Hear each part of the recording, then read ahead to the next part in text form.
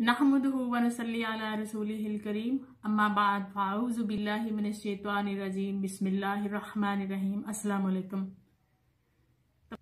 अल्लाह पाक से दुआ है कि तमाम बहनों और भाइयों को अपनी हिफ्ज़ो अमान में रखे, हर एक मुसलमान के बच्चे को सिराते मुस्तकीम पे चलने की तौफीक अता फरमाए और हर एक मुसलमान को अपनी पनाह में रखे। परवरदिगार से दुआ है कि सबकी रोज़ी अपनी बारगाह में कबूल व मंजूर फरमाए। आज चूँकि 20वां रोज़ा है और आज की रात ही इत्काफ़ में अल्लाह पाक ने जिनको तौफीक देनी है वो इत्काफ़ में बैठेंगे। परवरदिगार हम सब के गुनाहों को इस रमज़ान में माफ़ फरमाए और हम सब के लिए जन्नत की खुशखबरी सुनाए।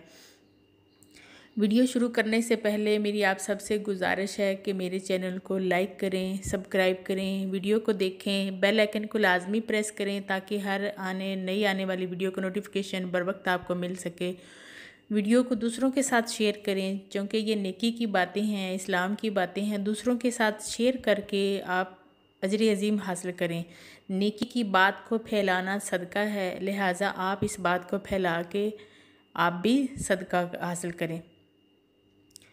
आज के मौजू में हम बात करेंगे सलातुल तस्बीह के बारे में। हम बात करेंगे कि चूँकि ये अशरा जो आ रहा है आखिरी अशरा है और आखिरी अशरे में तकाफ़ बैठेंगे और जो तकाफ़ नहीं बैठ रहे किसी वजह से किसी मसलहत के तहत, उनके लिए है कि सलातुल तस्बीह के बारे में हदीस मुबारक है कि नबी अकरम सल्लल्लाहु अलैहि वसल्लम ने इरशाद फरमाया, अपने चचा अब्बास बिन अब्दुल मुत्तलिब से फरमाया कि चचा जान क्या मैं आपको कोई ऐसी चीज़ इनायत ना करूं, कुछ आपको ऐसे ना पेश करूं, कोई तोहफ़ा ऐसे ना दूं कि जिससे आपकी खसलत अच्छी खसलत वाले, आप 10 अच्छी खसलत वाले बन जाएं, जिससे आप 10 अच्छी खसलत वाले बन जाएं कि जब आप ये अमल करें तो अल्लाह ताला आपके अगले पिछले गुनाह बख्श दे।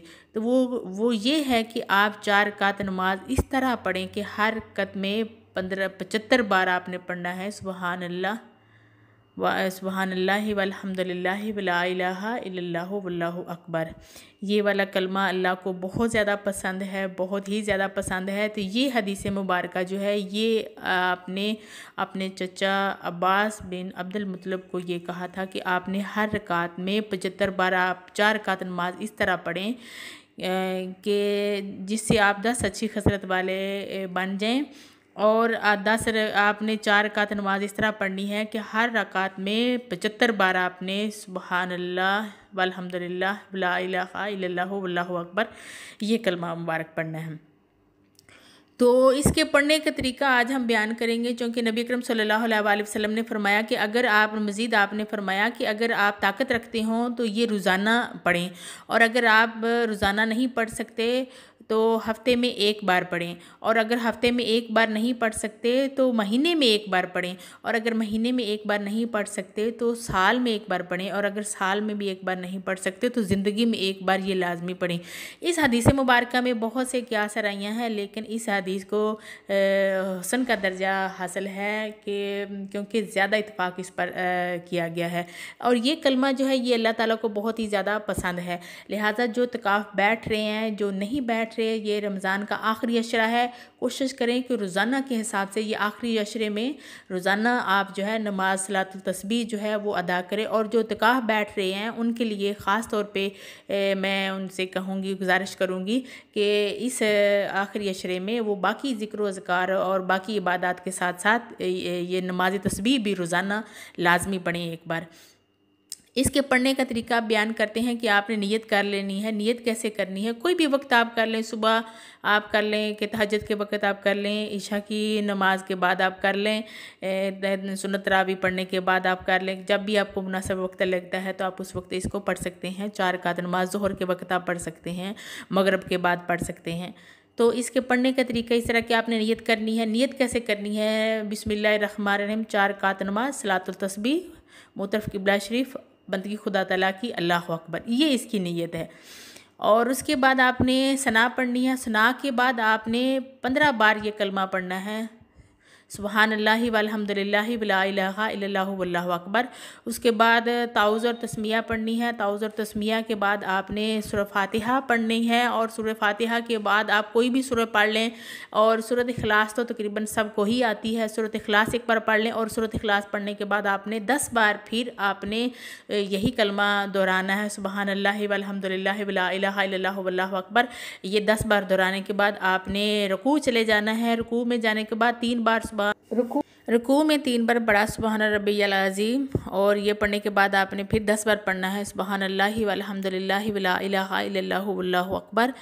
फिर ये कहते हुए खड़े होना है, सुबहान समीअल्लाहु लिमन हमीदा, इतना कहना है, और फिर 10 बार आपने वही कलमा दोहराना है, सुबहानल्लाहि वल्हम्दुलिल्लाहि वला इलाहा इल्लल्लाहु वल्लाहु अकबर। 10 बार कहने के बाद कहना है रब्बाना वलकल हम्द अल्लाहु अकबर, कह के आपने सजदे चले जाना है। और सजदे जाने के बाद 3 बार आपने पढ़ना है सुबहान रब्बियल आला, और 3 बार ये पढ़ने के बाद फिर आपने ये 10 बार कलमा पढ़ना है, सुबहानल्लाहि वल्हम्दुलिल्लाहि वला इलाहा इल्लल्लाहु वल्लाहु अकबर। ये आपने फिर 10 बार पढ़ना है, और 10 बार पढ़ने के बाद फिर अल्लाहु अकबर कह के उठना है, और फिर आपने जलसे में 10 बार फिर पढ़ना है, सुबहानल्लाहि वल्हम्दुलिल्लाहि वला इलाहा इल्लल्लाहु वल्लाहु अकबर। 10 बार कहने के बाद फिर दूसरे सजदे में चले जाना है। दूसरे सजदे में जाके फिर सुबहान रब्बियल आला 3 बार कह के फिर 10 बार आपने पढ़ना है, तस्बीह पढ़नी है, सुबहानल्लाहि वल्हम्दुलिल्लाहि वला इलाहा इल्लल्लाहु वल्लाहु अकबर।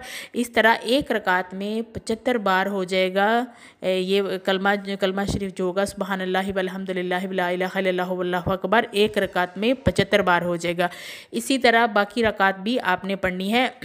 और दूसरी बात जिक्र करूं कि जब आपने दूसरी रकात में खड़े होना है, तो आपने खड़े होते ही सबसे पहले कलमा शरीफ पढ़ना है 15 बार, सुबहानल्लाहि वल्हम्दुलिल्लाहि वला इलाहा इल्लल्लाहु वल्लाहु अकबर। उसके बाद ताऊज़ तस्मिया और सूरह फातिहा, और फिर सूरह इखलास या कोई और सूरत पढ़ के आपने फिर 10 बार सुबहानल्लाहि वल्हम्दुलिल्लाहि वला इलाहा इल्लल्लाहु वल्लाहु अकबर, और इसी तरह बाकी की नमाज़ पढ़नी है। और एक चीज़ दूसरी, जब 2 रकात ख़त्म होंगी तो आपने तहियात बैठना है, तो अत्तहियात आपने पूरा पढ़ना है, यानी कि दुआ भी पढ़नी है, रब्बे जालनी मुकीम सलाती व मिन ज़ुर्रियती, ये वाली दुआ पढ़ने के बाद आपने खड़े होना है, और खड़े होके फिर सना से शुरू करना है। सना पढ़ के, सना के बाद आपने 15 बार कलमा शरीफ पढ़ना है, और यूँ आपने 4 रकात नमाज अदा करनी है। इस तरह 4 रकात नमाज अदा करने से 4 रकात नमाज अदा करने के बाद आपने फिर जो परवरदिगार से दुआ करनी है, और तमाम मुसलमानों के लिए दुआ करनी है। दुआओं का इन बाकी अशरा जो हमारा अशरा बाकी का आ रहा है, इस अशरे में दुआओं का बहुत ज़्यादा इत्माम करें। जो लोग इत्काफ़ बैठ रहे हैं, उनसे मेरी ख़ास रिक्वेस्ट है कि वो उन हज़रात के लिए दुआ करें जो बेरोज़गार हैं, जिनके पास रिज़्क़ की तंगी है, जिनके पास औलाद नहीं है, उनके लिए दुआ करें। जो भी कोई बीमारी है, किसी को कोई मुश्किल में है, तो उन सब के लिए दुआ करें। इस कोरोना की वबा को पूरी दुनिया से ख़ात्मे के लिए स्पेशली तौर पे जो इत्काफ़ बैठ रही हैं, स्पेशली तौर पे दुआएं करें। मेरी सबसे बहुत ज़्यादा ये गुजारिश है कि सब बहुत ज़्यादा दुआएं करें। और इसी के साथ ही इजाज़त दीजिए, फिर मैं इंशाल्लाह हाज़िर होंगी किसी नई इस्लामी टॉपिक के साथ, नई सी वीडियो के साथ। तब तक इजाज़त दीजिए, अल्लाह हाफ़िज़।